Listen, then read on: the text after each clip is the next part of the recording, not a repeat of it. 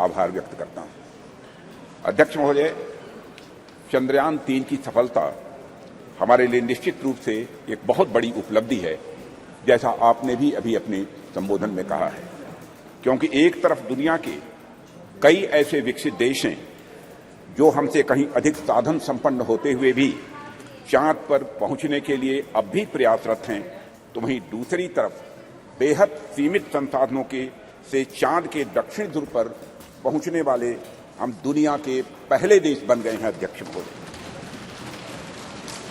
मैं मानता हूं कि यह उन सभी लोगों के लिए गौरव का विषय है जो अपने राष्ट्र और राष्ट्र की उपलब्धियों पर गर्व करते हैं। अध्यक्ष महोदय, सबसे पहले मैं इसरो के साइंटिस्ट और ब्रॉडर इंडियन साइंटिफिक कम्युनिटी को इस सफलता के लिए हृदय से बधाई देता हूं। यह हमारे इसरो के वैज्ञानिकों की बौद्धिक क्षमता, उनकी लगन और राष्ट्र के विकास के प्रति उनके समर्पण का ही यह प्रतिफल है। अध्यक्ष महोदय, ऐसा मैं मानता हूं कि हमारा राष्ट्र आज विज्ञान की दुनिया में अग्रणी राष्ट्रों की पंक्ति में आकर खड़ा हो गया है। आज केवल मुझे ही नहीं, बल्कि सरकार को ही नहीं, बल्कि सदन को ही नहीं, बल्कि पूरे राष्ट्र को अपने देश के वैज्ञानिकों पर गौरव की अनुभूति हो रही है। अध्यक्ष महोदय, मैं एक विज्ञान का छात्र रहा हूं, मैं फिजिक्स का शिक्षक भी रहा हूं। यहां पर मौजूद हमारे कई ऐसे साथी हैं जो साइंस बैकग्राउंड से हैं और उन्हें मैं अच्छी तरह जानता हूं। हम सभी यह बात जानते हैं कि स्पेस साइंस विज्ञान का है कि एक फ्रंटियर एरिया हुआ करती है। अध्यक्ष महोदय, जिस पर artificial intelligence, quantum physics, astrophysics और जेनेटिक्स विज्ञान के फ्रंटियर एरियाज हैं, और उसी प्रकार स्पेस साइंस भी एक विज्ञान की फ्रंटियर एरिया है। और इस एरिया में प्रगति करने के लिए अध्यक्ष महोदय, निश्चित तौर पर हमें एक टॉप क्लास साइंटिफिक इकोसिस्टम चाहिए होता है, और हमें उच्च गुणवत्ता वाली शिक्षा भी चाहिए और उच्च गुणवत्ता के हमें शिक्षक भी चाहिए, एजुकेशनल इंस्टीट्यूशंस भी चाहिए। अध्यक्ष महोदय, इंडस्ट्रीज चाहिए होती है जो साइंटिफिक प्रोडक्ट्स का निर्माण कर सके, ऐसी हमको इंडस्ट्रीज भी चाहिए। अध्यक्ष महोदय, कहने का मेरा अर्थ यह है कि अगर चंद्रयान-3 ने चंद्रमा पर अपने कदम रखे हैं, यह एक और इसरो की सफलता तो है ही, साथ ही यह इस बात का भी द्योतक है कि हमारे देश का साइंटिफिक इकोसिस्टम, जिसमें करोड़ों करोड़ों भारतीयों ने जाने अनजाने अपना योगदान दिया है, वह अपनी आज शेप ले रहा है। यह दिखाता है कि हमारे स्कूल्स, हमारे कॉलेजेस और यूनिवर्सिटीज में साइंस की पढ़ाई बेहतर हो रही है और हमारी इंडस्ट्रीज भी अच्छी गुणवत्ता वाले प्रोडक्ट्स और सप्लाई कर रही हैं। अध्यक्ष महोदय, हमें अच्छे स्टूडेंट्स, अच्छे टीचर्स और रिसर्चर्स आज मिल रहे हैं, इसलिए आज हम किसी उपलब्धि तक पहुंचते हैं तो उसके लिए वे सभी बधाई के पात्र हैं। अध्यक्ष महोदय, जिन्होंने इस यात्रा में अपना किसी भी प्रकार का सहयोग दिया है और राष्ट्र के भीतर साइंटिफिक टेम्परामेंट को जन्म दिया है। और अध्यक्ष महोदय, जब मैं यहां साइंटिफिक टेम्परामेंट की बात कर रहा हूं, तो उससे मेरा मतलब कुछ वैज्ञानिक उपकरणों के, कुछ साइंटिफिक ऑपरेटर्स के केवल डेवलप कर लेने भर से नहीं है, यह हमारे कहने का तात्पर्य नहीं है। साइंटिफिक टेम्परामेंट की यदि मैं बात कर रहा हूं, तो साइंटिफिक टेम्परामेंट से मेरा आशय यह है कि वैज्ञानिकता और तार्किकता, ये दोनों हमारी सोच में हो, वह हमारे बात और हमारे व्यवहार में हो, और वह हमारे स्वभाव में भी। आवश्यक नहीं हम जब विज्ञान का विषय पढ़ें तभी हम साइंस से दो चार हों, बल्कि हम आर्ट्स, म्यूजिक और साथ ही साथ एस्थेटिक्स भी पढ़ें तो हम उसमें भी साइंटिफिक अप्रोच रख सकें।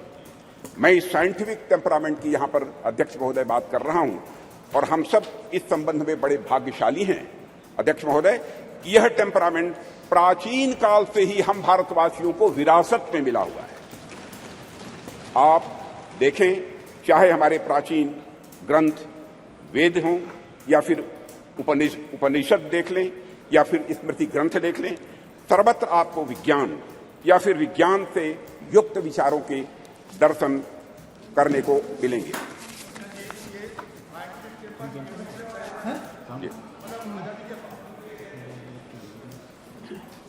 अध्यक्ष महोदय, मैथ्स, साइंस, मेडिसिन, लॉजिक आदि से जुड़े जितने भी फार्मूले यानी सूत्र हैं, हमें हमारे प्राचीन ग्रंथों में भी ये दिखाई देते हैं। जो ग्रंथ हमारी संस्कृत के आधार हैं, इनके मैं उदाहरण दे सकता हूं, लेकिन लंबा समय लगेगा अध्यक्ष महोदय, उस विस्तार में मैं नहीं जाना चाहता हूं। अध्यक्ष महोदय, कभी कभी कुछ लोगों द्वारा यह भी कहा जाता है और कुछ ऐसे लोग हमारे सदन में भी हो सकते हैं कि हमारी सांस्कृतिक विरासत और साइंटिफिक टेम्परामेंट के बीच विरोधाभास है। कुछ ऐसे भी मानने वाले लोग हमारे देश में हैं। यहां तक कहा जाने लगा कि अगर आप साइंटिफिक टेम्परामेंट के हैं तो आप पीपल की पूजा कैसे कर सकते हैं, आप नीम की पूजा कैसे कर सकते हैं, आप तालाब की पूजा कैसे कर सकते हैं, या फिर आप गाय को माता कैसे कह सकते हैं। अध्यक्ष महोदय, अगर आप वैज्ञानिक की तरफ सोचते हैं तो मूर्ति की पूजा कैसे कर सकते हैं, यह कहने वाले लोग हमारे देश में हैं। महोदय, बात तो यहां तक अब होने लगी है कि संस्कृत का विरोध करना, विरासत का विरोध करना, यह प्रगतिवाद यानी प्रोग्रेसिव होने का सूचक हो गया है। और प्रगतिवाद वह नहीं रह गया जो प्रगति की बात करे, बल्कि प्रगतिवाद वह हो गया जो अपनी संस्कृत और विरासत का केवल विरोध करे, वह भी इसलिए कि उसे विरोध करना है। पूछा जाने लगा कि भारतीय संस्कृति और विज्ञान का भला आपस में क्या लेना देना है, इन दोनों में आपस में क्या रिश्ता है। भारत में कभी धर्म और विज्ञान का सामंजस्य रहा ही नहीं है, यह भी कहने वाले लोग हैं। विपक्ष के हमारे कुछ मित्रों का ऐसा भी आरोप रहता है, क्योंकि राज्यसभा में मैंने सुना था कि भारतीय संस्कृति और विज्ञान एक साथ चल ही नहीं सकते हैं, ऐसी उनकी मान्यता है। अध्यक्ष महोदय, इनका ऐसा मानना है कि संस्कृति विज्ञान की विरोधी होती है। मैं इस सदन के माध्यम से उनके इन प्रश्नों का जवाब देने की भी अपनी तरफ से कोशिश करूंगा। भारत में यदि कोई व्यक्ति यह कहता है कि हमारी संस्कृति विज्ञान की विरोधी है, तो मुझे लगता है कि उस व्यक्ति को न तो हमारी संस्कृति का स मालूम है और न ही विज्ञान का व मालूम है। हमारे जो भी साथी विज्ञान का उद्गम पश्चिम के विचारों से मानते हैं, उन्होंने अगर इतिहास पढ़ा होगा तो मालूम होगा निश्चित रूप से उन्हें कि पश्चिम में ऐसे अनेक उदाहरण देखने को मिले हैं जहां चर्च और धर्म की मान्यताओं के खिलाफ जाने पर, वैज्ञानिक बातें कहने पर व्यक्तियों को जहर दे देना या उन्हें जिंदा जला देना यह आम बात सी हो गई थी। अध्यक्ष महोदय, उनको अपने वैज्ञानिक विचार छिपाकर कहने पड़ते थे, पर आज से लगभग 2000 साल पहले आर्यभट्ट ने जब कहा था कि हमारी पृथ्वी अपने एक्सिस पर घूमती है, तो क्या उनका विरोध हुआ था? बाराहमीर ने जब यह सिद्धांत दिया कि पृथ्वी का गुरुत्वाकर्षण बल, ग्रेविटेशनल फोर्स, हर वस्तु को अपनी तरफ खींचता है, तो क्या किसी व्यक्ति ने बाराहमीर के इस सिद्धांत को अधर्म कहा था? जब भी भारत में किसी ने कोई नया वैज्ञानिक सिद्धांत दिया है अध्यक्ष महोदय, तो भारतीय समाज ने उस व्यक्ति को ऋषि के रूप में प्रतिष्ठित किया है अध्यक्ष महोदय। और मेरा मानना है कि संस्कृति के बगैर, कल्चर के बगैर, विज्ञान और विज्ञान के बगैर कल्चर या संस्कृति अधूरी है। संस्कृति और विज्ञान दोनों एक दूसरे से जुड़ने के बाद ही अध्यक्ष महोदय वह पूर्णता को प्राप्त करते हैं। दोनों को एक दूसरे का पूरक कहा जा सकता है, क्योंकि दोनों ही मनुष्यता के लिए भी यह आवश्यक है। इसका एक छोटा सा लेकिन बहुत ही महत्वपूर्ण उदाहरण मैं आपके सामने रखना चाहूंगा। अध्यक्ष महोदय, लगभग 2 वर्ष पहले उत्तराखंड में भूस्खलन के रूप में एक दुर्भाग्यपूर्ण आपदा आई हुई थी। मैं समझता हूं कि सदन के सभी सम्मानित सदस्यों की इसकी जानकारी होगी, जिसके कारण एक सुरंग में हमारे कुछ मजदूर फंस गए थे। अब इससे निपटने के लिए यहां पर विज्ञान की भूमिका सामने आएगी। हमने सेंसर आदि के माध्यम से यह पता लगाया कि मजदूर सुरंग में कहां फंसे हुए हैं। उसके बाद हमने हेलीकॉप्टर से उन लोगों को वहां से निकालने में भी कामयाबी हासिल की।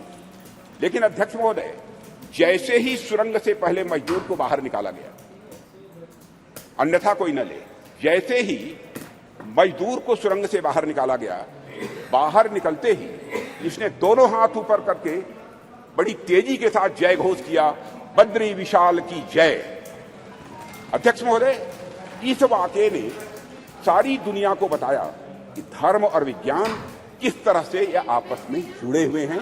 एक दूसरे से अलग नहीं है धर्म और विज्ञान, बल्कि यह एक दूसरे से जुड़े हुए हैं। निश्चित रूप से विज्ञान ने उस मजदूर को सुरंग से बाहर निकालने में, अध्यक्ष महोदय, बहुत बड़ी भूमिका निभाई है, इसमें कहीं दो मत नहीं है। लेकिन उन मजदूर बंधुओं को सुरंग के भीतर जिसने जिजीविषा की शक्ति प्रदान की, जिसने साहस प्रदान किया, जिसने मनोबल प्रदान किया, जिसने आखिरी समय तक प्रयास करते रहने की शक्ति प्रदान की, वह और कुछ नहीं, हमारा सांस्कृतिक विश्वास ही था अध्यक्ष महोदय, जिसने कि यह संबल उन्हें प्रदान किया। अध्यक्ष महोदय, वह हमारी कल्चर, वह हमारी संस्कृति ही थी जिसने सुरंग में फंसे उस मजदूर को यह भरोसा दिलाया कि वह इस संकट से बचकर निकल जाएगा, उसके ईश्वर इस संकट से उसे निकाल लेंगे, यह उसका विश्वास था, भरोसा था। अध्यक्ष महोदय, हमारी आस्था, हमारी संस्कृति इंक्लूसिव नेचर की है, समावेशी यह स्वभाव की है। हमारा सांस्कृतिक राष्ट्रवाद हमें अखिल मानवता के बंधुत्व का पाठ पढ़ाता है। हम सबने देखा कि जियो पॉलिटिकल दृष्टि से काफी कठिन जो वैश्विक परिस्थितियों के बावजूद हम G20 समिट का हमारे प्रधानमंत्री नरेंद्र मोदी जी के नेतृत्व में हम सफल आयोजन कर सके एवं न्यू दिल्ली डिक्लेरेशन पर भी हम कंसेंसस जुटाने में पूरी तरह से कामयाब रहे। अध्यक्ष महोदय, इसके पीछे हमारे प्रधानमंत्री द्वारा हमारी प्राचीन ज्ञान परंपरा से दिया गया संदेश है, जिसमें पूरी मानवता को एक सूत्र में बांध दिया है। प्रधानमंत्री जी ने ही कहा था, one world, one family, one future. Bharat का यही विश्वास, भारत का यही बंधुत्व का भाव प्रधानमंत्री जी ने G20 की सफलता पर भी मुखरित किया, जब उन्होंने यह कहा था कि यह केवल भारत की सफलता नहीं है, बल्कि पूरे विश्व की यह सफलता है। अध्यक्ष महोदय, विज्ञान तो वैल्यू न्यूट्रल होता है। ये वैल्यू न्यूट्रल क्या है, मैं आगे इसको विस्तार में बताने की कोशिश करूंगा। चंद्रयान जैसे अंतरिक्ष यान हो, या परमाणु के भीतर छिपी शक्ति हो, या फिर DNA एडिटिंग की टेक्नोलॉजी हो, विज्ञान हमेशा यह मूल्य निरपेक्ष होता है, यानी वैल्यू न्यूट्रल होता है। विज्ञान हमें परमाणु शक्ति का ज्ञान दे सकता है अध्यक्ष महोदय, लेकिन वह संस्कृति ही है, वह कल्चर ही है जो हमें मार्ग दिखलाएगी उस परमाणु शक्ति का उपयोग हम ऊर्जा के रूप में स्वयं के विकास में करते हैं, या फिर हथियार के रूप में अन्य का विनाश करने में हम करते हैं। कहते हैं, with great power comes great responsibility. इसलिए जैसे जैसे हमारी शक्ति बढ़ती जाती है अध्यक्ष महोदय, वैसे वैसे हमारे संस्कारों का महत्व भी स्वाभाविक रूप से यह बढ़ता जाता है। प्रारंभ में मानव के पास बहुत सारे विकसित हथियार नहीं थे, ऐसे में यदि उससे कुछ नुकसान भी होता था तो बहुत बड़े पैमाने पर नहीं होता था। पर अध्यक्ष महोदय, आज जब मानव के पास परमाणु शक्ति आ गई है और मानव ने चंद्रमा तक पहुंचने के भी रास्ते खोज लिए हैं, तब ऐसी शक्तियों का दुरुपयोग भी उसी पैमाने पर संभव है। इस संभावना को भी नकारा नहीं जा सकता है। इसे मैं एक उदाहरण के माध्यम से इस सदन के समक्ष रखना चाहूंगा। अध्यक्ष महोदय, जब मैं जर्मन फिलासफर नीत्शे ने गॉड इज डेड कहकर अपने महामानव को सामाजिक नैतिकता से मुक्त किया, तो उसका नतीजा जर्मनी में नाजीवाद के कहर के रूप में प्रकट हुआ था। जर्मनी में हुए नरसंहार में मानवता को खत्म करने के लिए जो ऑपरेटर्स, जो उपकरण प्रयोग में लाए गए थे, जिन हथियारों या फिर जिन केमिकल्स का प्रयोग हुआ था, निश्चित रूप से वे सभी विज्ञान की ही देन थी अध्यक्ष महोदय। लेकिन नैतिकता और मानवीयता के गुणों के अभाव में उन सभी वैज्ञानिक खोजों का किस प्रकार दुरुपयोग हुआ, इसे हम सभी अच्छी तरह जानते हैं। सेकेंड वर्ल्ड वॉर में हिरोशिमा और नागासाकी पर जो बम गिराए गए थे वह निश्चित ही विज्ञान की ही देन थे अध्यक्ष महोदय। वह विज्ञान की शक्ति के प्रतिनिधि थे, पर अभाव था तो धार्मिक शक्ति और नैतिक शक्ति का अभाव था। अगर उनके भीतर धार्मिक और नैतिक शक्तियां यह प्रबल होती तो इतिहास को इस काले कृत्य से बचाया जा सकता था अध्यक्ष महोदय। इसलिए विज्ञान कितनी भी प्रगति कर ले अध्यक्ष महोदय, विज्ञान चाहे कितनी भी प्रगति कर ले, वह संस्कृति और संस्कारों के बिना सदैव अधूरा रहेगा, ऐसी हमारी मान्यता है अध्यक्ष महोदय। जैसा कि मार्टिन लूथर किंग ने कहा है कि science gives man knowledge which is power, religion gives man wisdom which is control. अध्यक्ष महोदय, एक बात पर मैं समझता हूं कि ध्यान देने की हम सभी को जरूरत है।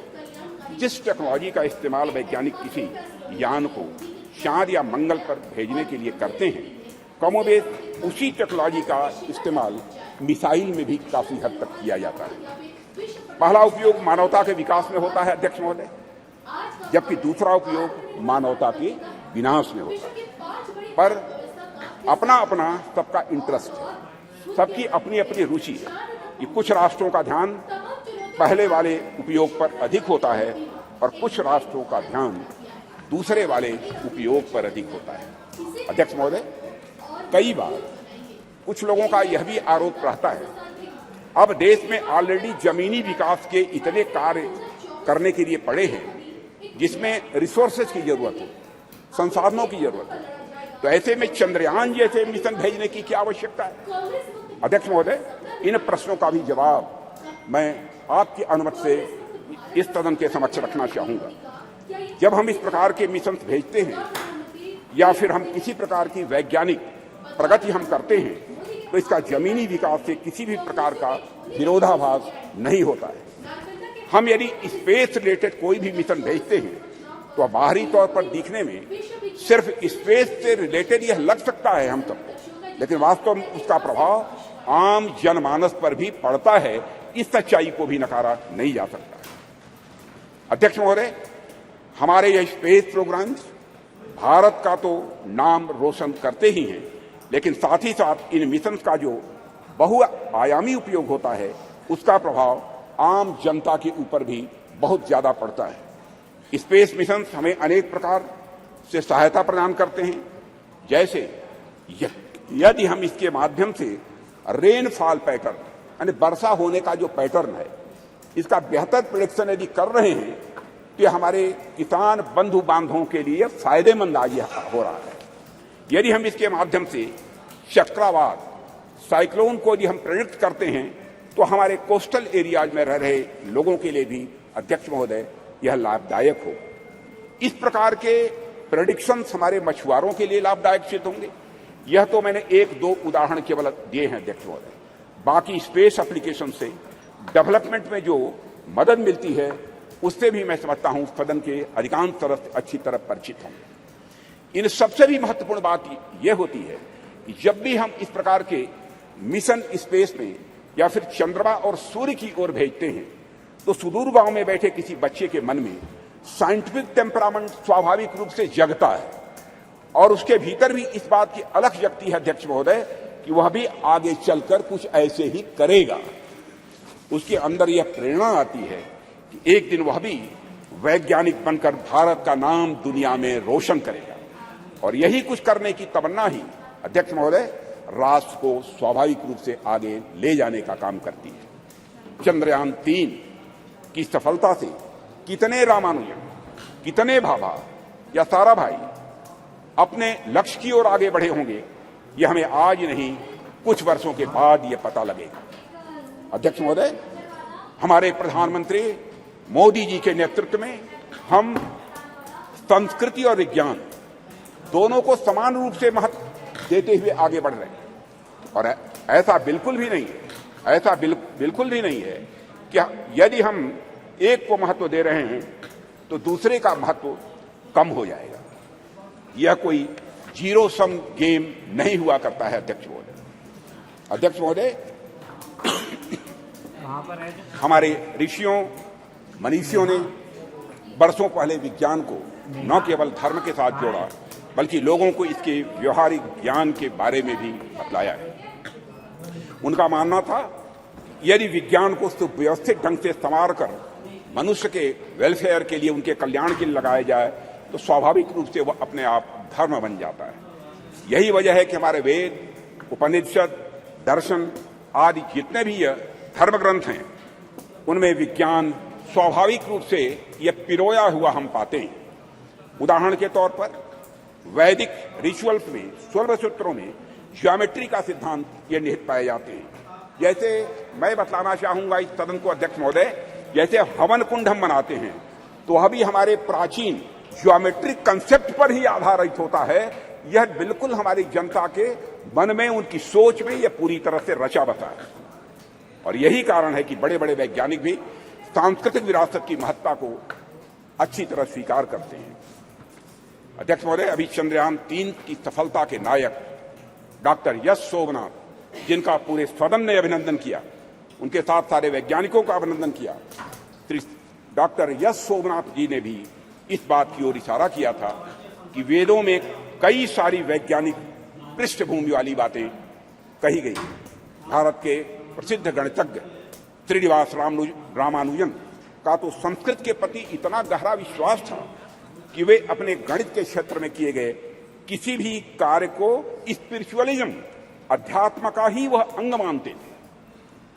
और अध्यक्ष महोदय, इसीलिए जो लोग यह कहते हैं कि हमें अपनी संस्कृति से विरक्त होकर विज्ञान को अपनाना चाहिए, दरअसल उन लोगों का यह समझना पड़ेगा उन्हें कि संस्कृत और विज्ञान एक दूसरे के विरोधी नहीं है, बल्कि संस्कृत और विज्ञान एक दूसरे के पूरक है।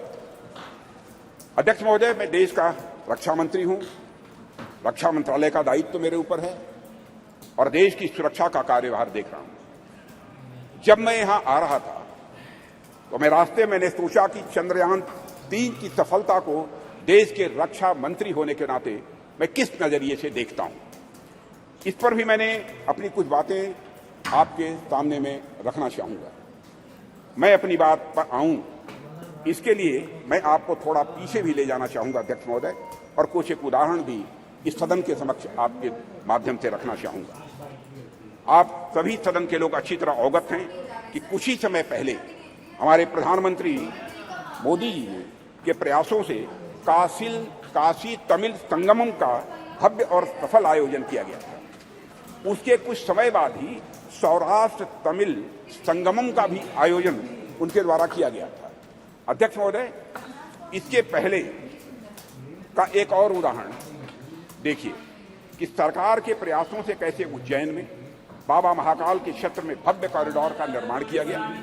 विश्व की प्राचीनतम नगरी ज्ञान नगरी काशी में बाबा विश्वनाथ धाम के परिसर के पुनरुद्धार का काम भी वहां पर किया गया।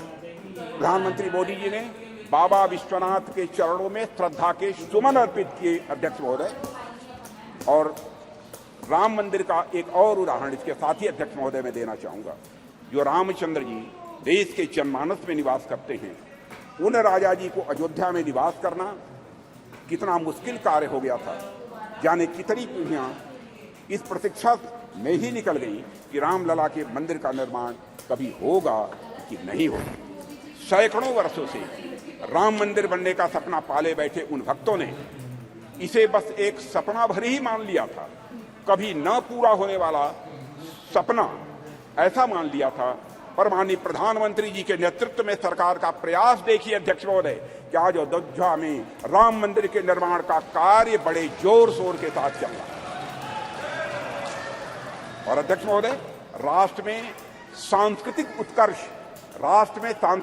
उत्कर्ष के एक नए युग का प्रारंभ हुआ है। राष्ट्र के प्रयासों से भगवान राम अपने नए अवतार में जल्द ही जनता के सामने होंगे और यह भारतवासियों की, मैं समझता हूं, एक बहुत बड़ी, बहुत शानदार यह उपलब्धि होगी अध्यक्ष महोदय। अध्यक्ष महोदय, इस प्रकार के कुछ और उदाहरण देखिए। गंगा जैसी अनेक नदियों का पुनरुद्धार किया गया। हम देशव्यापी अभियान चलाकर हम गंगा, यमुना और नर्मदा जैसी नदियों की सफाई और उनके संरक्षण का कार्य कर रहे हैं।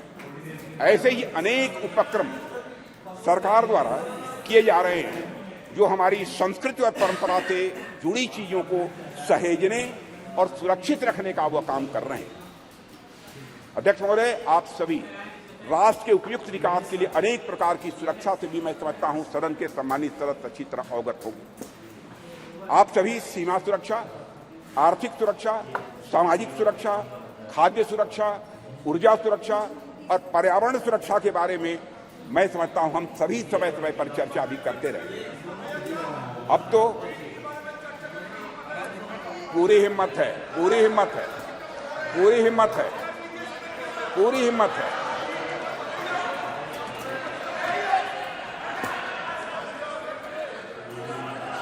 पूरी हिम्मत है। पूरी हिम्मत है। मत इतिहास में मत ले जाओ अधीर रंजन जी, इतिहास में मत ले जाओ। माननीय सदस्य प्लीज चर्चा चीन पर भी। अध्यक्ष महोदय, अरे भाई अब सुन लिया आपकी बात, मेरी बात सुन।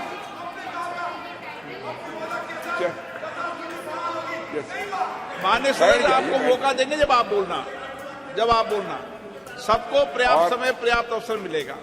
और मैं बतलाना चाहता हूं अध्यक्ष महोदय, मैं बीच में कहीं पर अपने को डिबेट नहीं करना चाहता हूं। मैं चर्चा करने को तैयार हूं और सीना चौड़ा करके मैं चर्चा करने को तैयार हूं। अध्यक्ष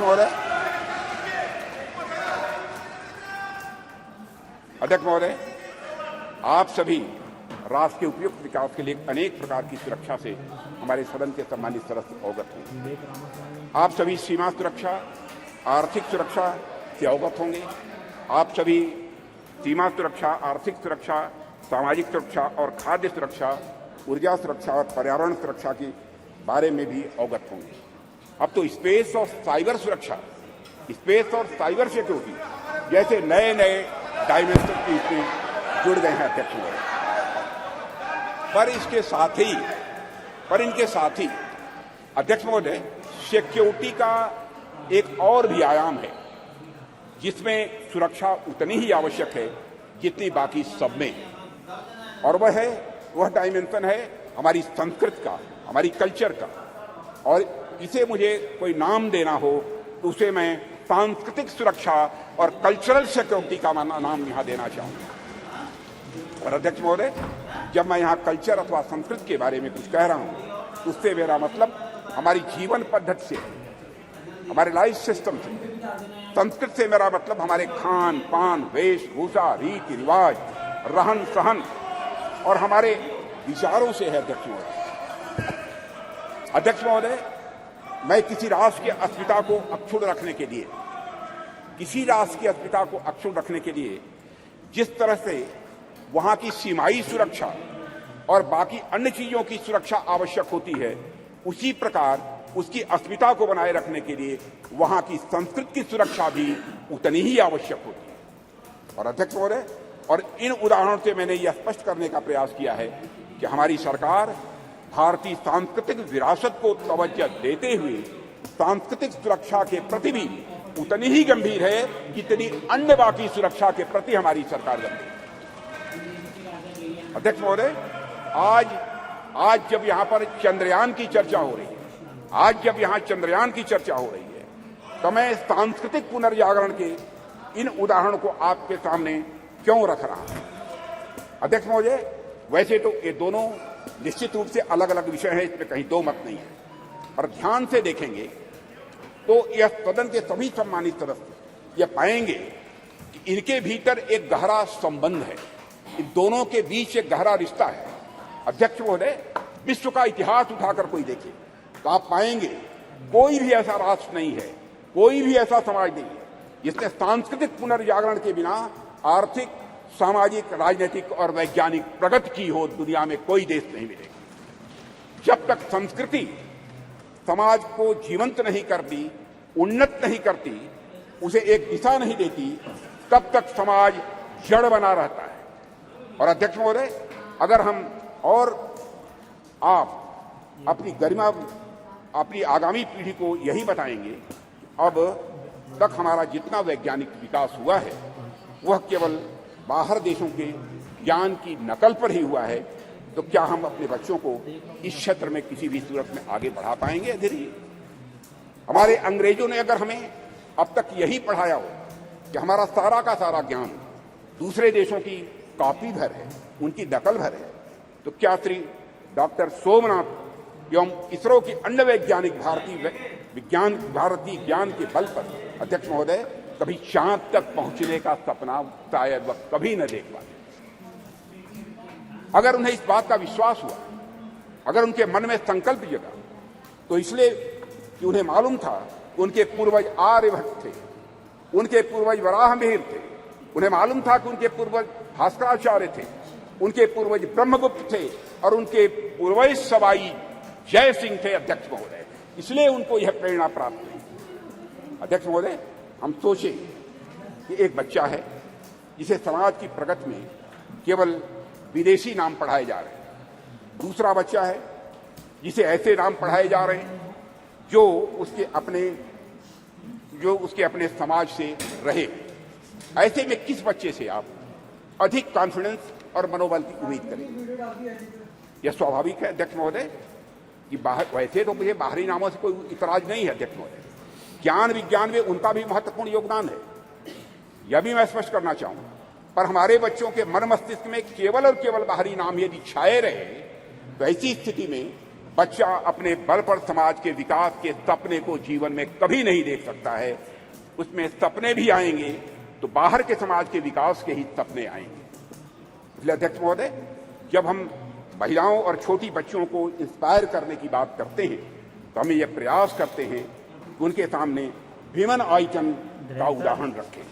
तो जब हम भारतीय बच्चों को इंस्पायर करने के लिए, प्रेरित करने का हम प्रयास करते हैं, तो क्या हमारा यह कर्तव्य नहीं होना चाहिए कि हम उनके सामने भारतीय आइकन्स का भी उदाहरण प्रस्तुत करें?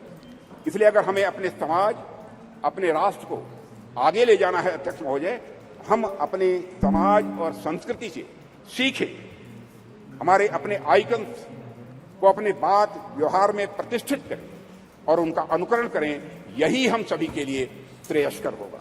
अध्यक्ष महोदय, एक बात और मैं यहां कहना चाहूंगा और वह यह है कि चंद्रयान 3 की सफलता में देश की नारी की शक्ति की योगदान की मैं यहां चर्चा करूंगा।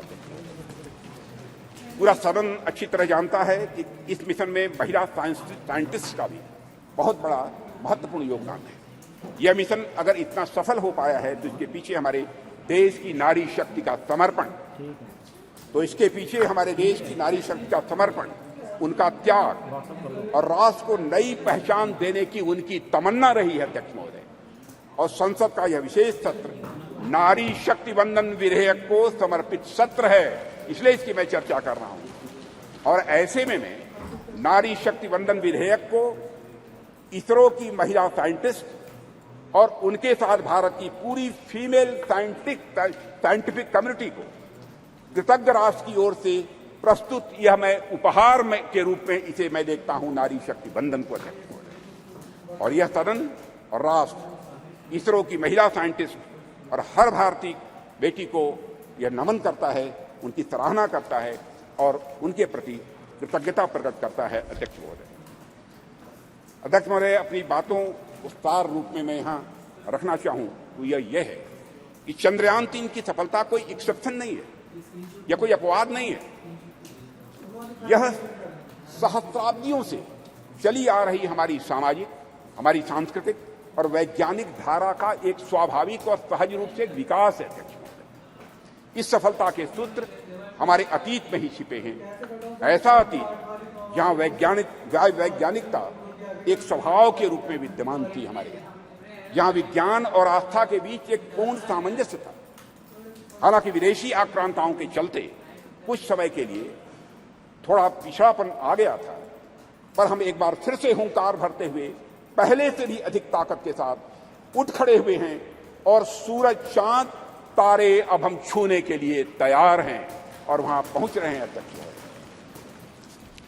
अध्यक्ष महोदय, जिस देश में बुद्ध के देवता श्री गणेश प्रथम पूज्य, ओम श्री गणेशाय बोलकर ही हम कोई काम प्रारंभ करते हैं। एवं विद्या की देवी सरस्वती प्रथम आराध्या हो, वह देश तो स्वाभाविक रूप से साइंटिफिक टेम्परामेंट को आत्मसात करते हुए सदैव एक नॉलेज सोसाइटी रहा है।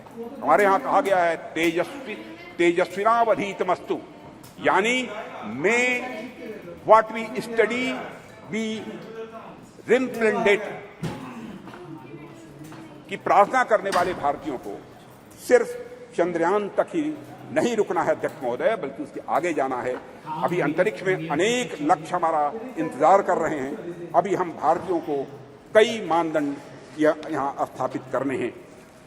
अध्यक्ष महोदय, मैं अपने वैज्ञानिकों की कामयाबी की एक दो और चर्चा करके अपनी बात यहाँ समाप्त करना चाहूंगा। अध्यक्ष महोदय, भारत द्वारा हमारे वैज्ञानिकों का करिश्मा देखिए। भारत द्वारा अब तक लॉन्च किए गए 424 विदेशी उपग्रह, इनमें से 389 424 में से 389 आउट ऑफ 424 जितने भी हमारे विदेशी उपग्रह हैं, उसमें 389 प्रधानमंत्री श्री नरेंद्र मोदी के नेतृत्व वाली सरकार के पिछले 9 वर्षों में लॉन्च किए गए हैं अध्यक्ष। और विदेशी उपग्रहों के सफल प्रक्षेपण के साथ भारत का अंतरिक्ष क्षेत्र दुनिया में बहुत तेजी से एक प्रमुख स्थान हासिल कर रहा है। भारत द्वारा अब तक लॉन्च किए गए 424 विदेशी उपग्रहों में से 389 प्रधानमंत्री श्री नरेंद्र मोदी की नेतृत्व वाली सरकार के पिछले 9 वर्ष में लॉन्च किए गए थे। इसके अलावा अध्यक्ष महोदय, 174 मिलियन अमेरिकी डॉलर में से 157 मिलियन की कमाई पिछले 9 वर्षों में हुई, और इसी तरह अब तक की अर्जित 256 मिलियन यूरो में से 223 मिलियन मोदी शासन के 9 वर्षों के दौरान आए हैं। अध्यक्ष महोदय, यह भी मैं तुरंत की जानकारी में यहाँ लाना चाहता हूँ। एक बार अध्यक्ष महोदय, मैं सिर्फ अपने वैज्ञानिक समुदाय को बधाई देता हूँ और आशा करता हूँ जल्द ही हम नए मिशनों को भी अंजाम देंगे, आगे नए मिशनों को भी हम अंजाम देंगे, ऐसा मेरा पक्का विश्वास है, समस्त देशवासियों का विश्वास है। अभी तो यह शुरुआत ही है, आने वाले समय में हमारा हाथ मंगल और शनि तक भी पहुंचेंगे और हमारा देश वहां भी अपना परचम लहराएगा। अध्यक्ष महोदय, जहां अब तक कोई नहीं पहुंच पाया है। इन्हीं शब्दों के साथ मैं अपनी वाणी को विराम देता हूं और सदन की ओर से राष्ट्र के वैज्ञानिकों को नमन करता हूं।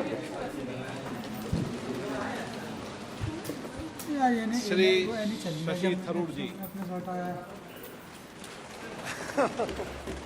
Thank you very much, Honourable Speaker. I'm honoured, really, to stand before this House and to speak on behalf of my party on a matter of great pride for Indians everywhere in the world. The success of our lunar mission, Chandrayaan-3, and according to the topic you've given us in the revised list of business, success of Chandrayaan-3 mission and other achievements of our nation in the space sector.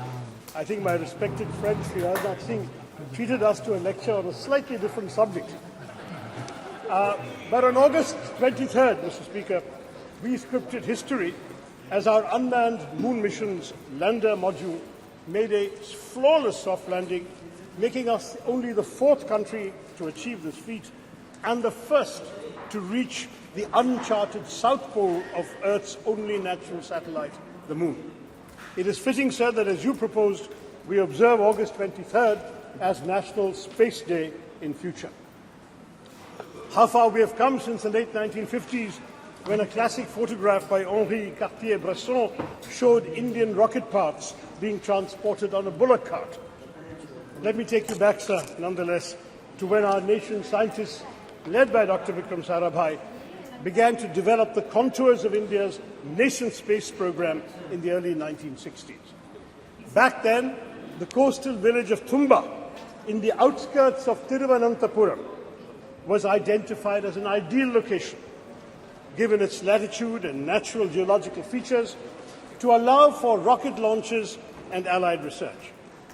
Imagine, friends in this House, a sleepy village with golden beaches and palm-fringed coconut trees, populated largely by an overwhelmingly Catholic community of fisherfolk. The catch, however, was that the community of scientists had identified a land, a piece of an area of land, which housed in Tumba the St. Mary Magdalene Church and the residence of the bishop himself, Peter Bernard Pereira, his own official residence. Now, in any other community or any other part of the world, even, the matter might have been put to rest right there. After all, the idea, the thought of displacing an active spiritual establishment would certainly have evoked outrage and fury, especially in today's India. But in this relatively obscure part of India near Thiruvananthapuram, where a decision of national importance and scientific progress presented itself, the community chose to make a remarkably patriotic choice, a choice for development and progress. When initial conversations with politicians and bureaucrats made little headway, something special happened. One day, when Bishop Pereira was sitting in his little office in the church, he heard a knock on the door. He said, "Who is this?" And a man in a white suit came and said, "I am Dr. Vikram Sarabhai." Dr. Sarabhai explained the importance of this area to India's scientific research in space. The bishop understood the proposed mission of the scientists, and he told Dr. Sarabhai, "Come to my church on the following Sunday." So during the Sunday service, Dr. Sarabhai was there, and Bishop Pereira presented a proposition before the congregation. "My children," he said, "I have a famous scientist with me who wants our church and the place I live in for the work of space science research. Dear children," he said, "science seeks truth by reasoning. In one way, science and spiritualism seek the same divine blessings for doing good for the people. My children, can we give God's abode for a scientific mission?" The answer from the congregation was quite literally a resounding Amen. The church and the bishop's house, as well as other neighboring inhabited areas, were handed over without protest to Dr. Sarabhai and his team. Thus was established in 1962 the Tumba Equatorial Rocket Launching Station, or TERLS, which would later be renamed Vikram Sarabhai Space Center after the death of the legendary Dr. Sarabhai 9 years later. A year after TRLS was established, India launched its first two-stage rocket, our first foray into space, from Thiruvananthapuram. As our late President, Dr. APJ Abdul Kalam, who was part of the original launch team in 1963, and he went on to work from the church building himself, he wrote later, looking back at this remarkable episode, "Today among us, Professor Vikram Sarabhai is not there, Reverend Dr. Bernard Peter Pereira is not there, but those who are responsible for the creation and make the flower and blossom will themselves be a different kind of flower, as described in the Bhagavad Gita," he said. And he quotes the Gita, "See the flower, how generously it distributes perfume and honey. It gives to all, gives freely of its love. When its work is done, it falls away quietly. Try to be like the flower, unassuming despite all its qualities." That is what a lot of ISRO's foundations have been, sir. Unassuming, but with the power to change the world. One of the world's oldest and most ambitious, it arose from the physical research laboratory established in Ahmedabad in 1947, the year of our independence and the brutal partition with Pakistan. Our visionary first Prime Minister, Jawaharlal Nehru, then created the Indian National Committee for Space Research, or INCOSPA, marking our country's official entry into space exploration. This committee was set up on the recommendation of the Scientific Advisory Committee to the Cabinet for the promotion and exploration of space and its utilization for peaceful purposes, a committee led by the legendary Homi Bhabha. Then, in 1962, as we've seen, TRLS was established. On 15th August 1969, our 22nd Independence Day, under the trusted guidance of Vikram Sarabhai, INCOSPAR and TRLS became the Indian Space Research Organization, ISRO giving Indian space a developmental boost. There was a tragic setback, as I mentioned, when Dr. Sarabhai died suddenly of a heart attack at the age of just 52. Dr. Satish Dhawan, the head of the Indian Institute of Science in Bangalore, was invited by then Prime Minister Indira Gandhi to lead the organization because she knew that the vision and legacy of Vikram Sarabhai could only be fulfilled by someone like Dhawan. He accepted the invitation, though on condition that the headquarters be shifted to Bangalore, and guided ISRO as a leader who is still admired by many. In July of 1979, sir, our first satellite launch vehicle failed, and Mr. Dhawan, an exemplary leader, took responsibility for it. He gave a statement saying, "Dear friends, we have failed today. I want to support my technologists, my scientists, my staff, so that next year they succeed."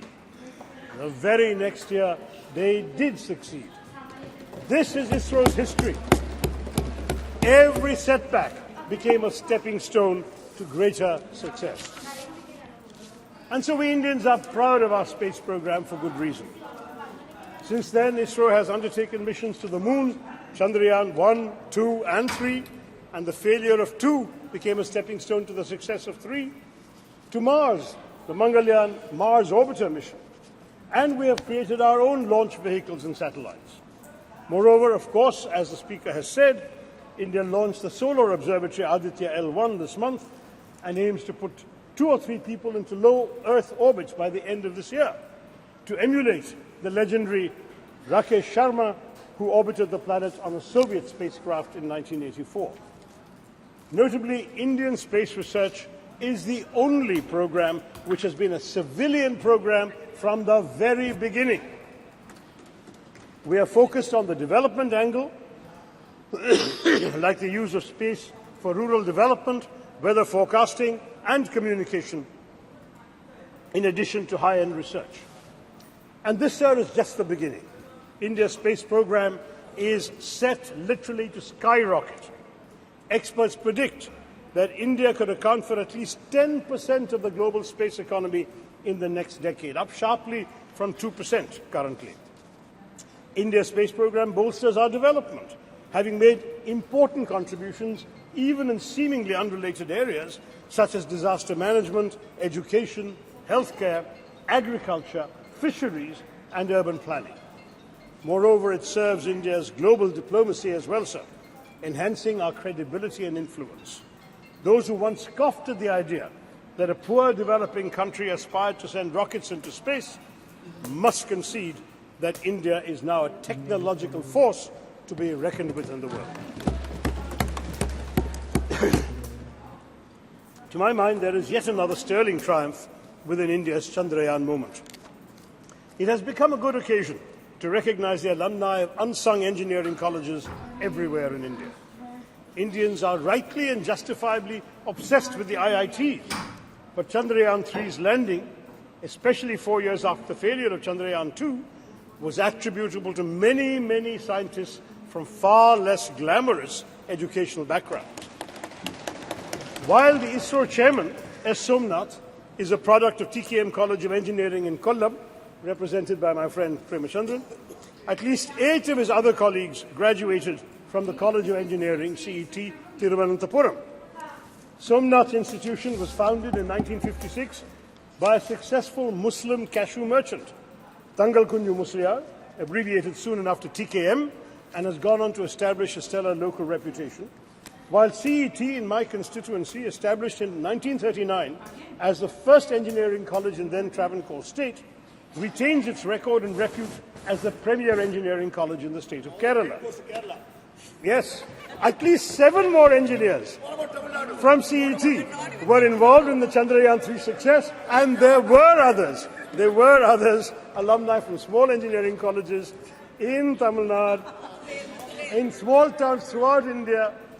We've had graduates of these small colleges contributing to ISRO because, let's face it, we must, yes indeed, it was the very first launch, Dr. Abdul Kalam.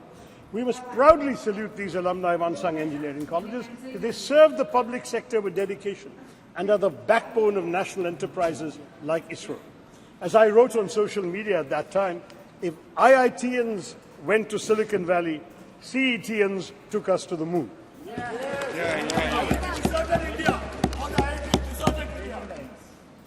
I would also like to point out that many of the stalwarts in our space program have been women scientists and engineers. Some 20% of ISRO's key personnel are women. And as women increasingly excel in science and technology studies, this number may only go up. And unlike in our parliament or legislative assemblies, they won't even need reservations either, sir. I can tell you from my experience of addressing many convocations, I'm in favor. But I have been giving away prizes at many convocations of science and technology and engineering colleges. And even when the women students are a small minority, maybe 20-30% of the student body, they are 90% of the medal winners, prize winners, and honours winners. This is becoming increasingly a woman's field, and we'll all be the better for it.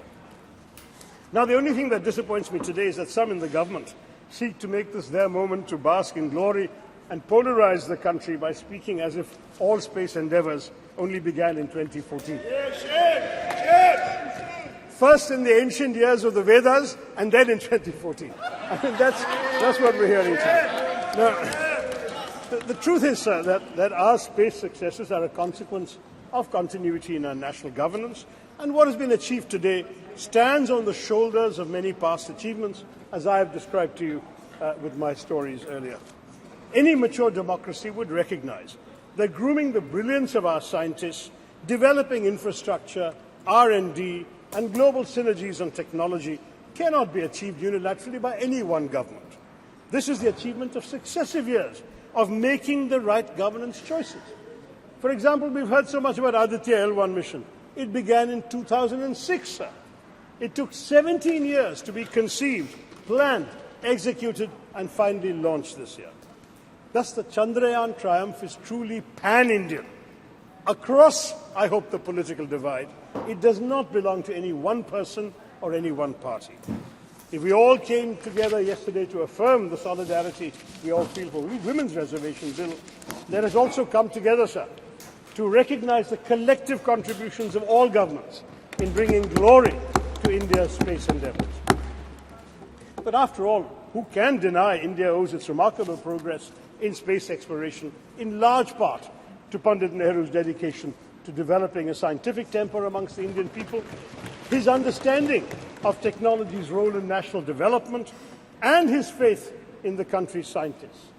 Though India was indeed beset by poverty, illiteracy, food insecurity, and disease, Nehru knew that it must and could aim for the stars.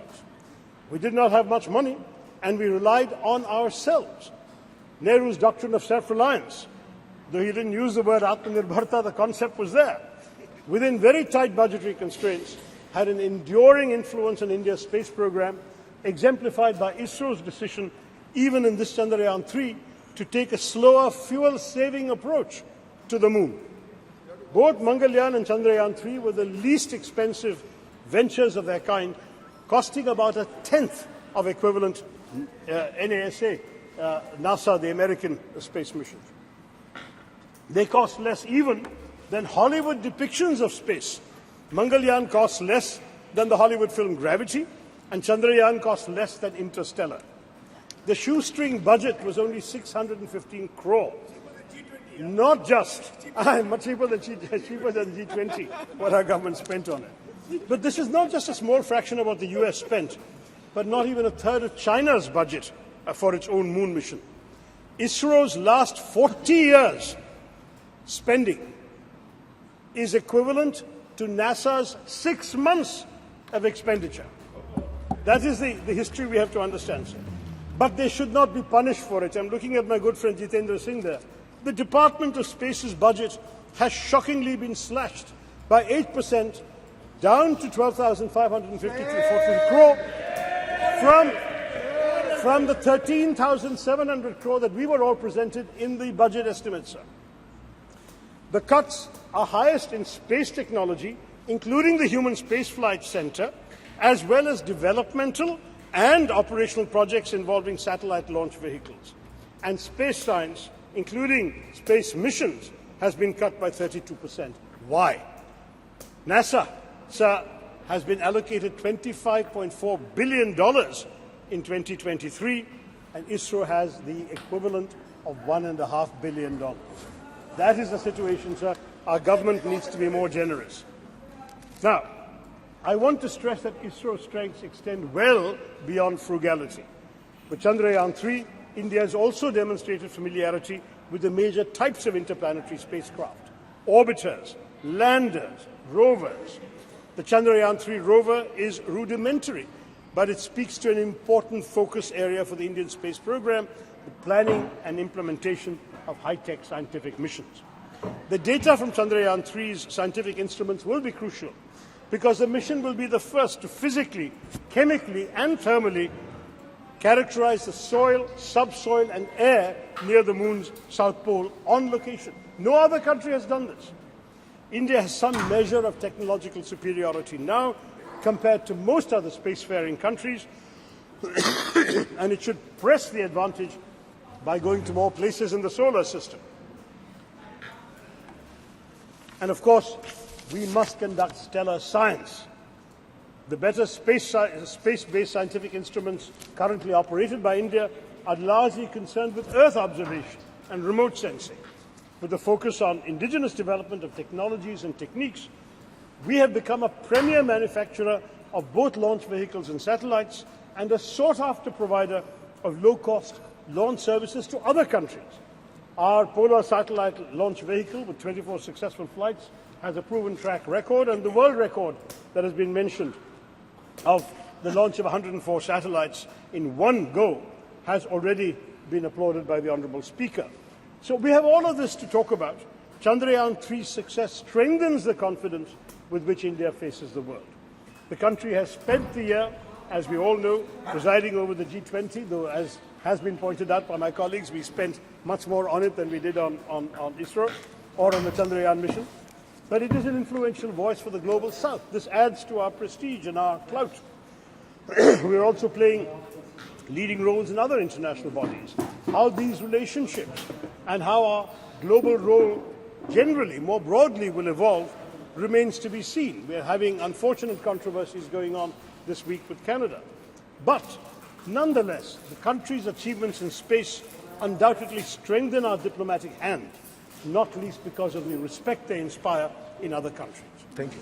I'll just take 2-3 minutes, sir. Among the foreign countries that have used India's space program to launch their own satellites and benefit from space cooperation include France, a space partner since 1964, which has supported India's development of launch vehicle satellites, applications and spaceflight, has also launched several satellites using our PSLV and GSLV.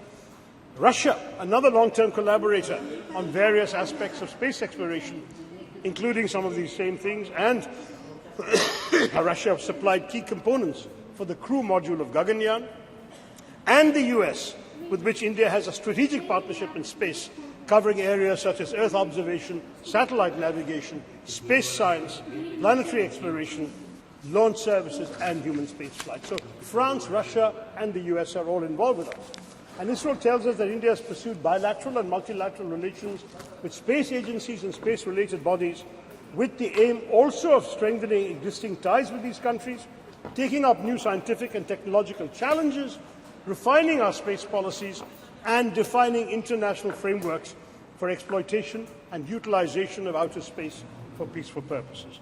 This is the diplomatic strength I'm talking about. So the US, Israel, Singapore, Canada, Germany, Indonesia, Japan, Luxembourg, the Netherlands, South Korea, the UK have all launched their satellites using our Indian PSLV and GSLV. And as a result, the government has earned $174 million from these launches alone. It's all the more a pity that our government has trimmed the budget for space education and research between last year and this one, even though on the whole our expenditure on space has gone up, and I know Jitendra will tell us that. Educating the next generation of Indian space pioneers ought to receive more funding. I'll conclude, sir, by recalling the proud moment when India's lander touched down on the moon and Prime Minister Narendra Modi wisely resisted parochial triumphalism of the kind we've seen later, and he hailed the achievement as a victory for all of humanity. But he also correctly noted that the achievement mirrors the aspirations and capabilities of 1.4 billion Indians. By showcasing its technological prowess, India's space program reminds the world not only of our innovative capabilities, but also of our capacity to help shape solutions to global challenges in other areas, from cyberspace regulation to peacekeeping. Looking up at the sky after Chandrayaan-3, Indians can contemplate a glorious global future. We are showing the world that India can be a standard setter rather than just a follower of rules made by developed countries. New horizons beckon, for the world is now our canvas, or should I even say, the whole universe. Jai Hind. Thank you very much. कुछ आपको कहना है क्या? Okay. No, just- Okay. It's We not are my at home speech. now. We are Have at some home patience, now. it's Please. not my speech. Okay. So, She's member also. no, I'm just wanting to intervene for a minute. It's just an intervention. Have patience. Have patience. Just something very No, no, important. please. Sir, I want to make an observation, sir.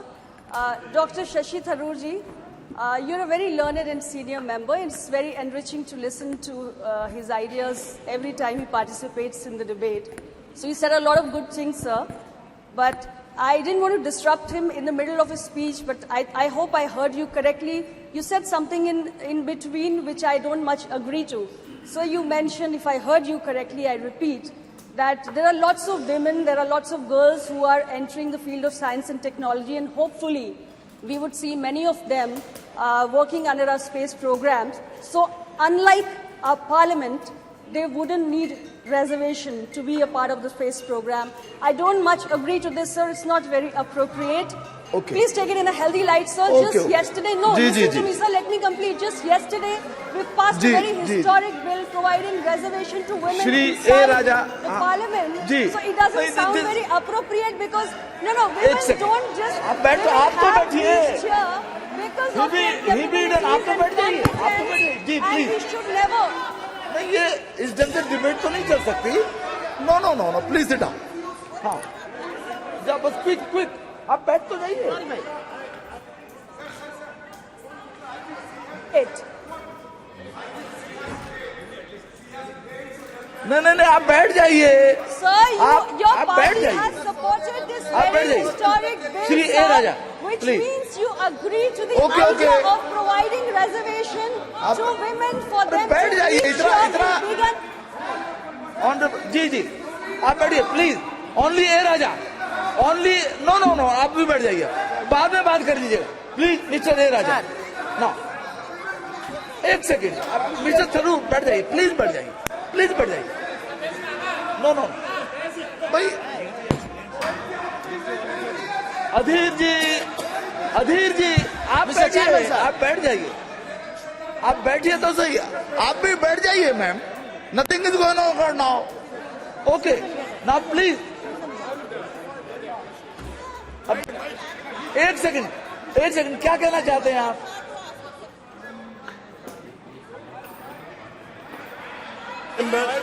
अरे आप बैठिए ना. अधीर दा. I would like to clarify, since the minister, the honourable minister, who is also a good friend, appears to have misunderstood the thrust of my remarks. I would like to clarify that I meant no disrespect to either women in general or the very many honourable women in this House who have been elected without any benefit of reservation for all these years. Okay. We have said, sir, that we need reservation because the numbers are not enough. Chaliye. And that is why we passed the Women's Reservation Bill yesterday. Chaliye. I'm saying that in science and technology, we already have 20% in ISRO and the numbers are going up, sir. That's my point. That's it. Thank you. जी. Sir हो गया. कुछ कहना है आपको क्या? Sir अध्यक्ष महोदय मुझे लग रहा है we need not carry this further because I'm very sure and I trust my friend Shashi ji has never been anti-woman. जी. Mister chairman sir okay let. ठीक है. मिस्टर चेयरमैन सर हाँ. It should be in good humor I must always. express my Yes, gratitude. Please. Mr. Chairman sir, I must express my gratitude to invite me to speak on this important issue. Sir,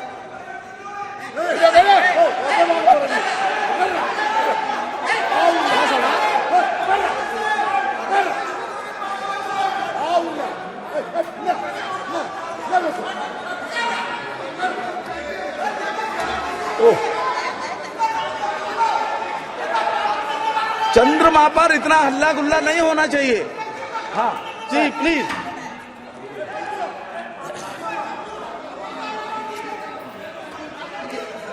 चंद्रमा शांति और शीतलता का प्रतीक है. चंद्रमा शांति और शीतलता का प्रतीक है. इतना हंगामा नहीं होना चाहिए. Now please, Mr. A. Raja, only you are going on record only. Sir. Please.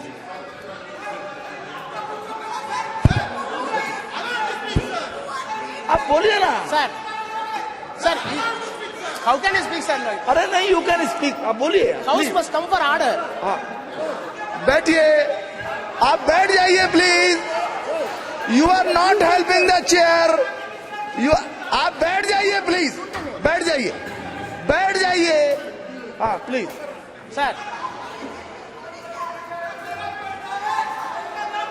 अरे भाई. sir. Sir, बैठ जाइए. Now please, Mr. A. Raja. Mr. A. Raja. बैठिए आप. ये अनावश्यक है.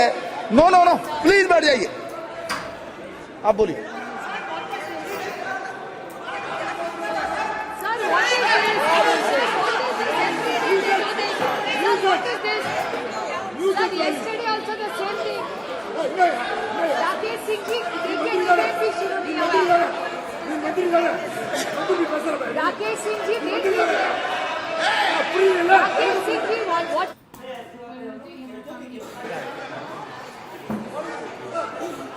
Started speaking.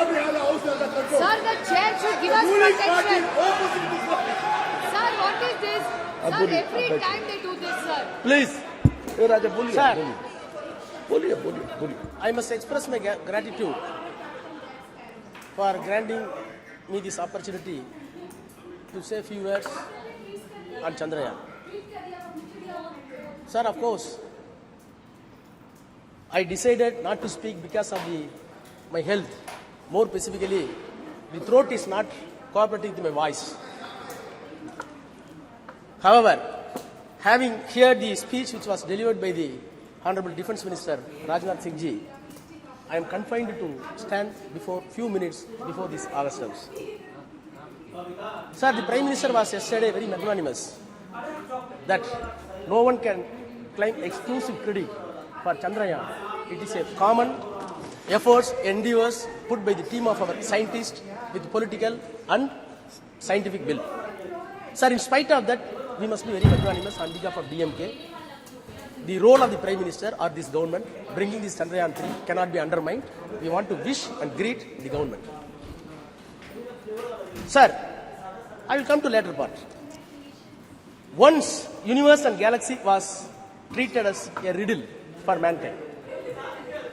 Till 1950s.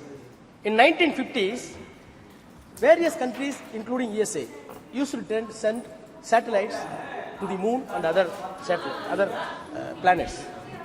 Thereafter Russia, thereafter China. No doubt, an exact position India has got today because of Chandrayaan that has been launched and smooth landed was effective. Sir, the parity which we claim today along with America and Russia and China will give a message that India is second to none to anybody in the space research hereafter. Sir, between 1957 to 58, when Soviet Union launched Sputnik 1, Sputnik 2, Sputnik 3, and the US launched Alpha, Pandit Jawaharlal Nehru shared this view in the parliament that this is a new age of Sputnik. Sir, I must share this house that Tamil is one of the classical language recognized by the world and this government. Sir, Tamil has deep-rooted scientific measures in the literature. Since the Honorable Defence Minister says the Sanskrit is having such a tremendous potentiality in science, I am not defaming any language. Admittedly, this country is having two culture based on the Tamil and Sanskrit. The C.P. Ramasamy is a known educationalist who served as a Vice Chancellor later the Diwan of Tiruvangur, and maybe Sasi may be well aware about his knowledge and prose. He admitted that there are two cultures in the country. One is headed by Sanskrit by way of Aryan culture, and one is Tamil on the basis of the Dravidian culture. Sir, I am entitled, having said the defense minister, now I am entitled to say what Dravidian and Tamil language says about science. Sir, you cannot imagine. When I read Tolkappiyam, that is 3,500 years back, nobody can believe. It says this country was not created by a single man. This country was produced by evaluation of science. How? Nilam, Neer, Thi, Vali, Visumbodu Kalanda, Aindin Mayakam Ivulaham. What does it mean in English?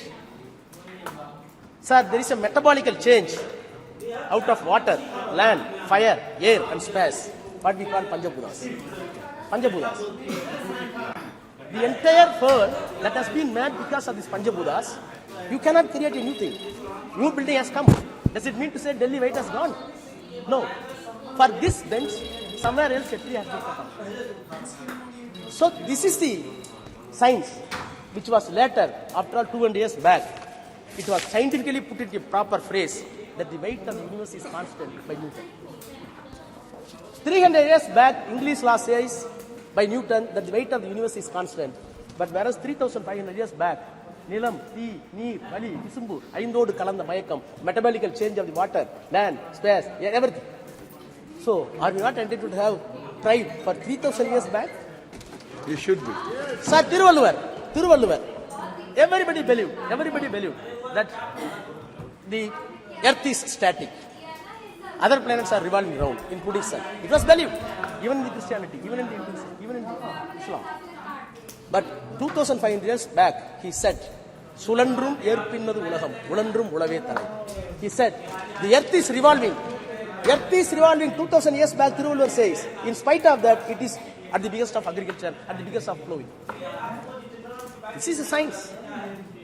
Sir, our Bharati, last century, early century, he said, Vana Yalappo, Kadal Meena Yalappo, Sandira Mandalatu Yel Kandu Delivo. Vana Yalappo, what does it mean? We will measure the space.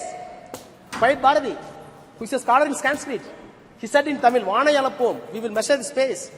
Kadal Meena Yalappo, we will measure the sea and fishes. Then ocean. Then the Chandara Mandalati Yel Kandu Delivo. We will study and research the moon, which will be benefit to the mankind. These are all the Tamil literature.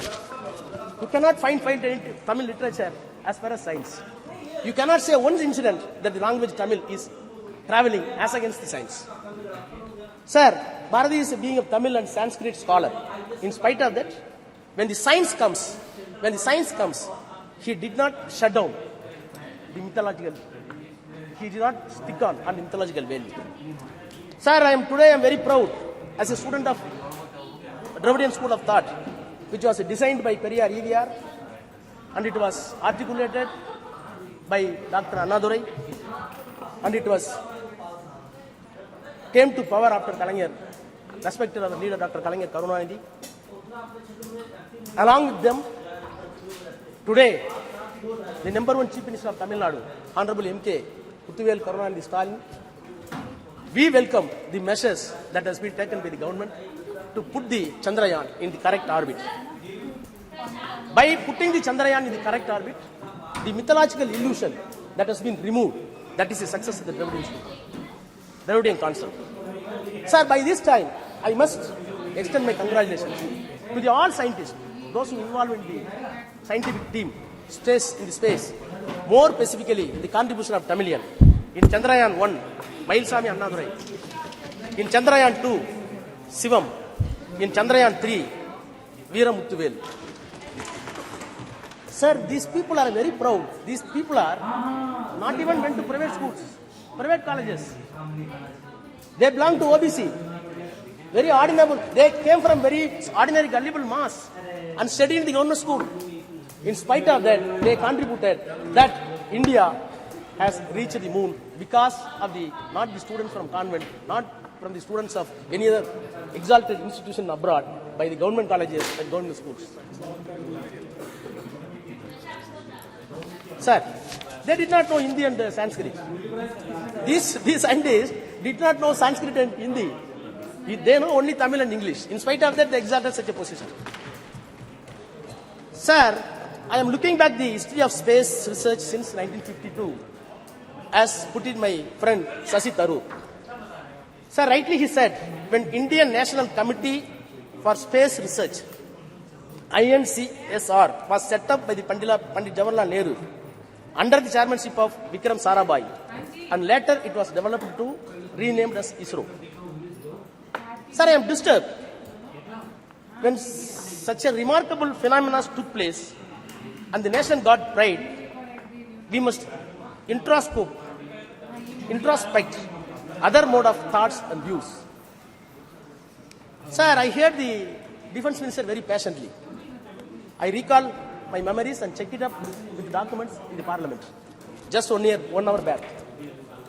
In 2004, in my 30s, I was Minister of State Health in the Council of Ministers headed by Vajpayee, Dr. Vajpayee. He is known for protecting the Raj Dharma in politics. Sir, that time, a debate was brought by the honorable member from Andhra, Jaipal Reddy, a veteran leader in Congress. The motion is drop the 3 cabinet ministers from the cabinet. One of the person he named is Murali Manohar Joshi, then the HRD minister. Sir, the motion was moved by Jaipal Reddy. The house was rapt attention. Murali Manohar Joshi was there. Atal Bihari Vajpayee was there. Then the Arun Jaitley said, I quote, I have always regarded Dr. Murali Manohar Joshi as a genius scholar, but my philosophical problem with him is that he is confused himself, history with mythology, philosophy with theology, astronomy with astronomy. And he further went, Mr. Joshi, you want to change the syllabus and you want to give a saffron syllabus for the students. I am entitled to call, he said, I am entitled to call you in the house that you are a textbook terrorist. Unquote. Sir, I was part of the government, in BJP government, no doubt. The reason is something different. This is not the place to elucidate. Nothing is different. But sir, the accusation that has been made, the accusation that was made by the Murali Manohar Joshi still continues in the mouth of Defense Minister Rajnath Singh. Sir, no doubt, government has done a great job. When the satellites were successfully sent by the America and Russia, Prime Minister Nehru wrote to all chief ministers, please note this.